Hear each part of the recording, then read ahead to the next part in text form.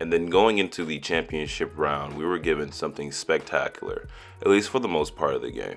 This in-season tournament has been one of the most exhilarating things that we have seen in a very, very long time. And there were three key components to making this championship go worth it. It was first Tyrese Halliburton and the rising star and the Pacers, and how he's able to dime out and assist his teammates effortlessly every single night, getting like games, back-to-back games where he's given out 10, 12 assists and not a single turnover. And then we had LeBron James, who in his storied career, this is just something to add a notch to his belt. But more importantly, I think the most anticipated guy that we were really looking for on the court to be dominant, as dominant that we know him to be. And the reason why I'm choosing Anthony Davis to be like the key person in my critique is that he had many benefits to him on offense and defense than he would ever have in against any other team. And boy, did he exploit that all night. I mean, there was a legitimate focal point for the Lakers, but I'll get to that in the later part of the video. One of the good things about both teams is that they all had benefits that weighed towards them versus the other team. The Pacers had benefits going towards their shooting and their playmaking. Of course, they have Buddy Hield is mainly the most important one on the team when it comes to shooting, and that's who they really look for in terms of having a really consistent shooting night. But then you also have Tyrese Halliburton, who spreads the floor, is able to dime up teammates, give them wide open shots, high percentage shots as well as giving himself room to kind of operate so that he can launch shots from 30, 40 feet away almost. And this just seems very effortless, even though his jump shot for a lot of the basketball purists seems a little bit wonky. But hey, if it goes in, it goes in. That's all that really matters to me. But the Lakers had a big advantage as well. And one of their big advantages is what they had for a long time, is that they are a lengthy team. They have LeBron James, they have Christian Wood, they have Anthony Davis, they have Vanderbilt, they have Taurean Prince. They just have a lot of key players on their team that are just simply tall. You know, they're tall and they're skilled, but that's going to give problems to any team that they go against. And they were no different, because their greatest weakness that they have on the team, not just in this matchup, just in general, but as a team, is their interior defense. Of course, they have the #1 offensive rating in the league, and they are probably the best team in the league when it comes to offense. But you also have to talk about their lackluster defense being 28th in the league.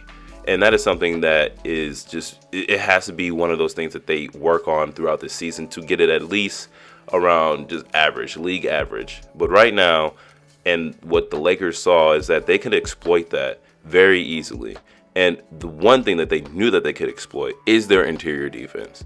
This was the exploit that the Lakers chose to do all night. All night. And there are many different reasons why.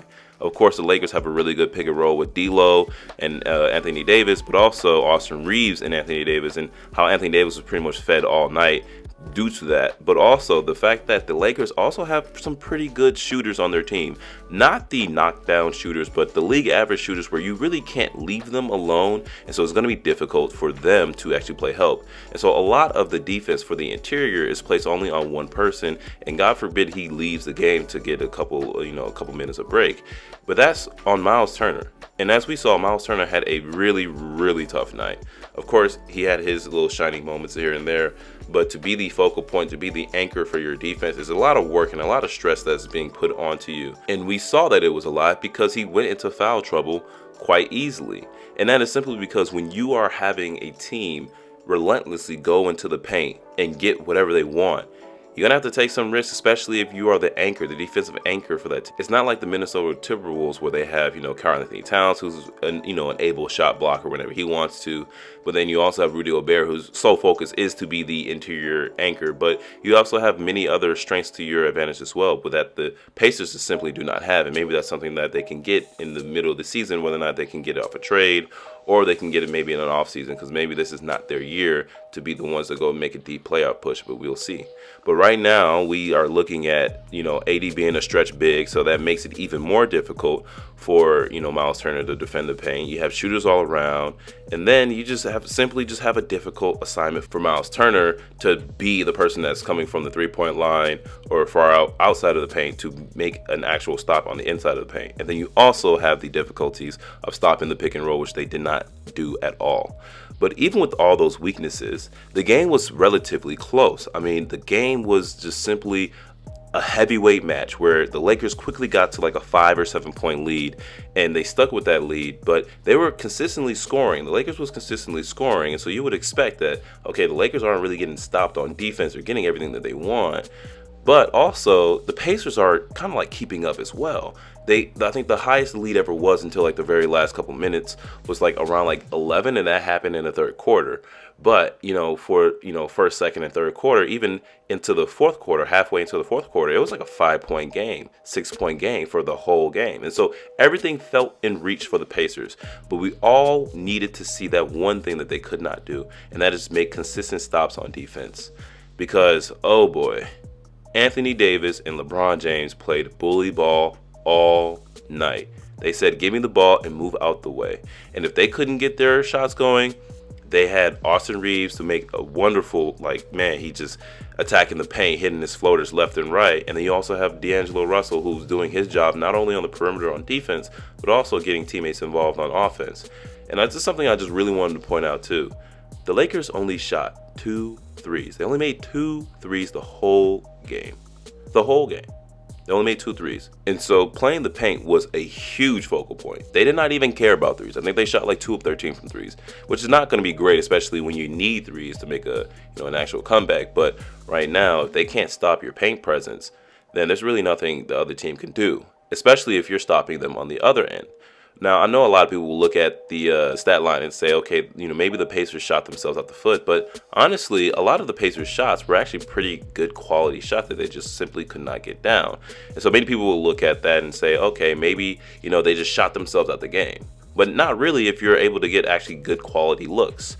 The real issue, just like it was in the first quarter, the second quarter, third quarter, and all the way to the fourth quarter, is that they cannot make any stops. And this is something that we saw, in earlier parts of the season where, the biggest issue with them is their defense and that they can't get stops. And part of that is because their offense is, really fast paced. They're going to get a lot of, offensive plays through. But if you're running through your offensive sets really, really quickly, you're also going to get back on defense as well. And that's going to be really, really difficult. But the good thing about the Pacers is that they actually don't have a bad mentality on defense. It's not like they're not trying. And I know if you're a fan, you can definitely see whether or not a defense is bad because, just simply lack of defensive understanding. But also you could tell when people aren't trying. And when I look at the Indiana Pacers, even though they are 28th in the league, I don't see them as a team that's not trying. Of course, they make mistakes, but I do think that they are actually having intensity to their defense that actually makes it seem very interesting and gives them a little bit of a cushion, even though their biggest weakness is their interior defense. But like I said, the biggest focal point of this whole game for me, the key person that I was anticipating to have a great game, was going to be Anthony Davis. And that's just simply put, Anthony Davis had to be the person, the reason why, the player why the Lakers are going to win the game. And him having 40 points and 20 rebounds in that game, even though it kind of stat padded a little bit towards the end, even though the game was out of reach, but still, hey, the score line looks good regardless. That had to be his game. And even though they gave it to LeBron, the MVP award, that might just be for, optics wise. But the true MVP in my eyes, especially when you look at all the games that they played, is that Anthony Davis never really had a bad game. Anthony Davis should have been the one to win MVP. But of course, they gave it to LeBron. They gave it to LeBron probably for PR reasons. It's the first time they've ever had this tournament. So maybe they wanted to give it to somebody who's like pretty much the second or first, depending on who you're talking to, best basketball player to ever live. So, they gave it to LeBron. But Anthony Davis is the reason why they won this series. It is the reason why they won the tournament just in general, because he played great games consistently all the way throughout.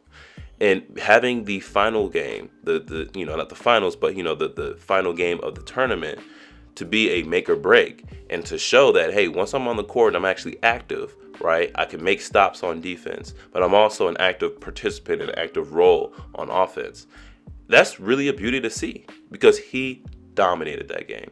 Dominated in the paint, dominated in pick and roll, dominated on just having some little guys on them and getting them out the way and going right up. They were phenomenal. And of course, this is not to take away from the phenomenal performance that Austin Reeves had. I mean, Austin Reeves is one of those players that consistently you can't really scheme for because you have LeBron James and Anthony Davis to scheme for. Similar to how, when James Harden was on the Philadelphia 76ers, how you really couldn't scheme for a Tyrese Maxey, because you have to scheme for people who are more dangerous, like James Harden and Joel Embiid. For the Lakers, their Tyrese Maxey is Austin Reeves. It's really difficult to scheme against him because he's actually really, really good. His ability to use screens and to weave around them and to go downhill, but also go downhill with an intensity and then stop on a dime and hit a backwards fading floater is just a beauty to see. But the real hero of the game, even though he had 28 points and he played phenomenal, the real hero of the game is Anthony Davis, and he should have won. But this was a phenomenal, and I keep saying this time and time again, a great way to keep the season interesting. We have the Christmas game coming up. We have the New Year. We also have a kind of like a glimpse on how teams are going to perform going in towards the playoffs. This was a phenomenal idea. Of course, shout out to Adam Silver. But, the Lakers, the Pacers, they played a phenomenal game. They played a great game. And I'm really, really, really, really interested in seeing how the Pacers are going to form out this season. And I think the Lakers are going to be one of those teams to make a deep playoff push once again and give fans something to root for and something to look for. Because as we see right now, if the Lakers are on, they're unstoppable.